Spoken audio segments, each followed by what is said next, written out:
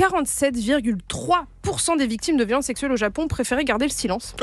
Ça fait beaucoup. Ouais, tu m'étonnes. 36% des victimes avaient trop honte de ce qu'elles avaient vécu pour le dire à qui que ce soit. 32% pensaient que ce n'était pas assez grave pour en parler. Et 28,5% pensaient qu'il était inutile d'en parler à qui que ce soit en fait.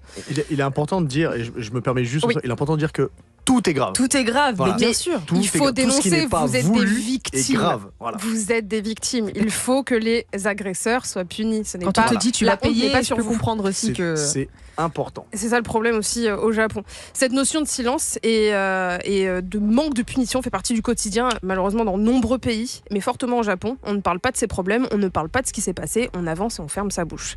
C'est beaucoup de tabous au Japon.